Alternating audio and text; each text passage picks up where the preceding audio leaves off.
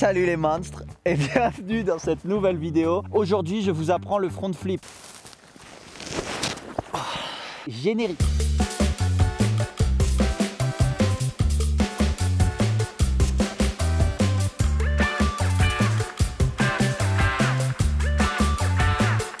Donc voilà, il vous a plu ce générique?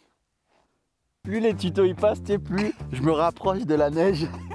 Bref, vous êtes là pour apprendre le front flip. Moi, ce que je propose, c'est qu'ils regardent la vidéo du backflip, mais en sens inverse. Voilà.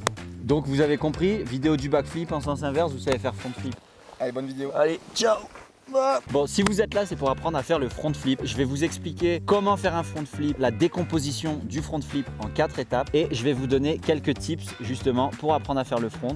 Déjà, le premier tips que je peux vous donner, c'est essayer de faire un front flip sur un endroit autre que sur la neige directement. C'est-à-dire, vous pouvez commencer à essayer de le faire sur un trampo. Vous pouvez le faire sur un airbag si vous avez un airbag chez vous. Je me doute que vous n'avez pas d'airbag chez vous, mais dans votre station, des fois, il y a des gros coussins d'air, vous voyez, avec un saut devant. Et ben pour essayer le front flip, c'est le top justement pour pas se faire mal. Le trampoline, c'est très bien aussi. Si vous avez ni l'un ni l'autre, vous pouvez toujours essayer de vous construire un petit saut pour essayer le front flip en poudreuse. Si vous ne savez pas comment construire un saut, alors il faudra regarder mon tuto apprendre à shaper un kicker. Bref, si vous avez rien de tout ça, il faut des balls, bien m'écouter et essayer le front flip directement au snowpark. Avant toute chose, je vais te décomposer le mouvement à l'oral. Donc tu as la poussée, l'engagement de la rotation, le groupement en l'air, le regard pour regarder justement ta réception et ensuite tu as le dégroupement qui finit par la réception. Donc ça fait 6 étapes et non 4.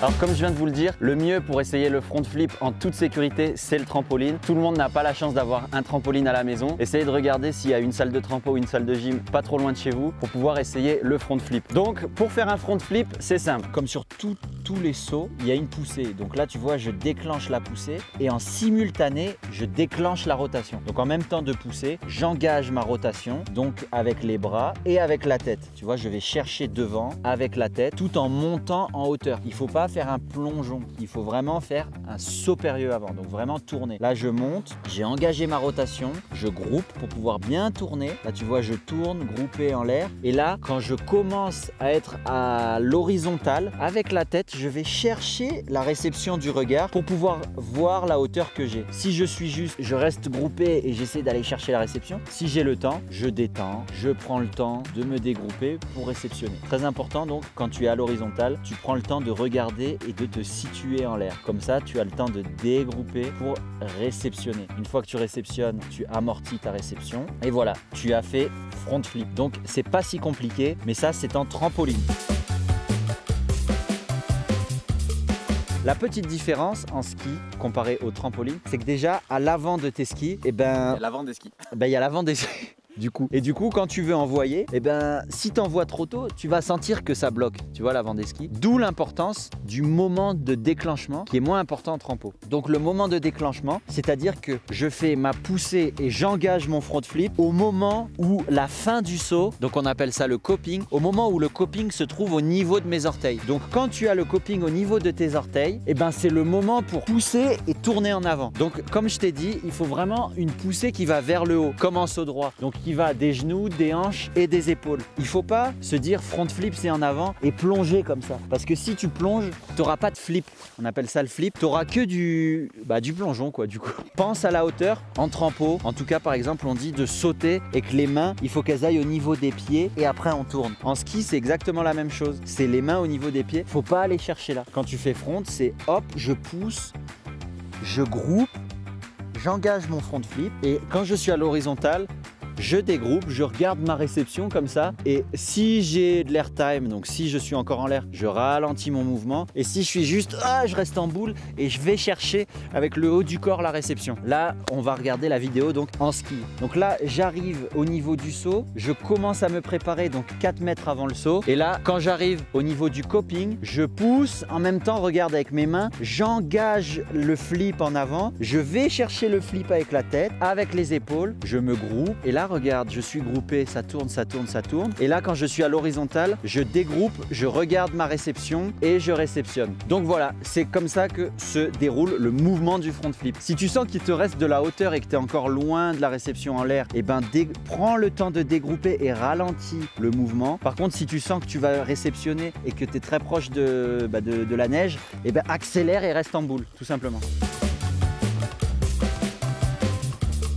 Il y a beaucoup de personnes qui préfèrent donc apprendre en premier front flip que back flip parce que c'est vrai que ça fait moins peur d'envoyer la tête en avant parce qu'on se dit en fait je l'envoie et ça y est, le flip est déjà envoyé. Alors que le back flip, la tête elle passe plus tard en arrière, ça fait plus peur. Certes, après chacun peut peser le pour et le contre. Moi je vais pas dire de faire d'abord back flip ou d'abord front flip. Faites réellement ce que vous aviez envie de faire. J'ai une remarque, alors, quand tu fais back flip, la réception tu la vois plus vite. C'est vrai. Moi clairement, ok, mon opinion personnelle, je préfère la sensation du backflip parce que comme dit Clément, au final, tu envoies et dès que tu as envoyé, après, quand tu es donc à l'horizontale, non, oui, non, à la verticale. Bouge pas. Donc quand tu es à la verticale à l'envers comme ça, eh ben, tu vois ta réception et du coup tu peux ralentir ton mouvement et pendant toute la verticale tu vois la réception. Alors que le front flip, tu découvres ta réception seulement quand tu es à l'horizontale comme ça. Tu vois ce que je veux dire ? Donc tu vois plutôt la réception. Pourquoi t'étais à l'envers? C'est parce que t'étais à l'envers. Ah ouais, c'est vrai, c'est vrai. Ah bah oui, mais j'aurais dû le faire comme ça du coup. Bref. Pour le back comme pour le front, on appelle ça des figures tête en bas. Je te donne un conseil réel, c'est que si tu te sens capable de faire le front, de toute façon tu le verras. Si tu sens que tu peux aller plus loin, si tu sais déjà faire 180, tu sais déjà faire 360 et que tu y as réfléchi toute la nuit, tu y as pensé. Donc si tu te sens capable de faire cette figure-là, crois en toi, réfléchis-y beaucoup. Et quand tu arrives en haut du saut, on se retrouve souvent avant le saut avec cette boule au ventre, avec ouais j'ai peur et tout, et on reporte ou on dit non finalement je le ferai demain, je le ferai une autre fois. Non, si clairement toi tu es sûr que tu es capable de le faire, et ben c'est que tu l'es réellement. Si tu as envie et que tu as vraiment la niaque pour le faire, il faut y aller, il faut aller au bout des choses. Ne recule pas devant. Bon, la peur, oui, c'est toujours chiant et tout le monde, moi aussi, hein, j'ai peur avant d'essayer une figure, mais il faut vraiment aller jusqu'au bout des choses. Et donc, comme pour le tuto backflip, je sais pas si tu l'as vu, pense à la technique ZA. ZA, c'est quoi? C'est en fait de vraiment devenir un mans et d'aller jusqu'au bout des choses. Quand tu as décidé de faire front flip, tu arrives au bout et ZA, t'envoies de toutes tes forces, t'envoies le front flip, tu le tournes et tu restes dedans. Reste dedans. C'est très important de rester dedans et de pas justement, qu'est-ce qu'il y a? Rester dedans et pas s'ouvrir au milieu et dire ah j'ai peur, tu t'ouvres et tout. Là tu vas te faire plus mal qu'autre chose. Donc si tu as décidé d'y aller, c'est ZA. Okay. Trust yourself. Après, pareil, choisis un module adapté à ton niveau. Si tu sens que tu es capable de faire front flip, choisis de le faire sur un module. Moi, en tout cas, ce que je te conseillerais, c'est d'essayer sur un module M, par exemple. Donc un saut qui doit faire, je sais pas, entre 5 et 8 mètres, par exemple. Tu n'as pas besoin d'un saut énorme parce que justement, vu que ça tourne, comme je t'ai dit, il faut pouvoir bien contrôler la rotation. Et si le saut est trop petit, tu n'auras pas le temps de le tourner. Donc après, à toi de choisir le module que tu veux et en fonction du snowpark que tu as aussi. Après, si tu le fais, si tu fais front flip, si tu fais une figure tête en bas, c'est vraiment que tu as envie de le faire parce que sache que le freestyle est un sport de plaisir, c'est vraiment un sport de sensation et on fait les choses parce qu'on a envie de les faire, c'est un sport extrême donc faut pas l'oublier, faut pas faire n'importe quoi, faut pas vouloir brûler les étapes sinon tu risques de te faire mal et ça, je suis désolé mais c'est pas cool. Quoi? Qu'est-ce que tu viens de dire? Pas cool. Quoi, c'est pas cool? L'alcool, c'est pas cool? L'alcool, c'est pas cool. C'est pas cool. Alors pourquoi il y a le mot cool dans l'alcool? Bref, écoute-toi, écoute-moi aussi. Écoute-moi mes conseils. Et tes souhaits.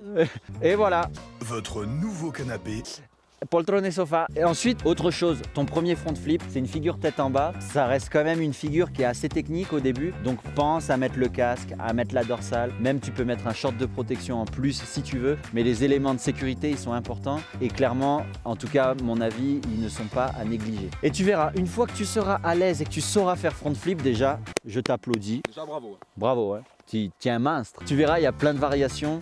Tu peux faire des front flips avec des graves, tu peux faire des front flips sur des knolls ou même sur des changements des plans inclinés, tu vois, sur des trucs arrondis. T'as pas besoin de saut, en fait, tu peux faire front flip n'importe où. Tu peux faire front flip en sortie de rail aussi. Moi, j'en ai déjà fait. Ok. Et tu peux aussi même faire des Misty. Par exemple, Misty, c'est un front flip un peu sur le côté avec un 180 de plus. Donc tu vois, il y aura plein de choses à faire. Donc amuse-toi, profite et puis voilà. Abonne-toi surtout. Et abonne-toi, ouais voilà, abonne-toi. J'espère que cette vidéo aura été assez claire, que j'ai été un bon pédagogue pour t'expliquer ton premier front flip. En tout cas, je te remercie d'avoir regardé cette vidéo, de suivre mes vidéos. Si tu n'es pas abonné, ben abonne-toi. N'hésite pas à me dire en commentaire si tu as des questions, des choses que j'ai pas abordées. Si t'arrives à faire backflip, dis-nous-le aussi en commentaire. Ouais, et dis si t'arrives à plaquer le front aussi, tout simplement. Oui, parce qu'on parle du... Accessoirement. Oui. Et oui.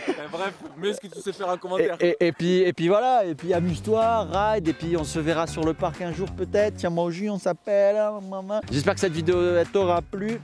Et on se retrouve dans une prochaine vidéo. Allez, salut, ciao. Non. Pas mal ce gimmick, hein. Ouais.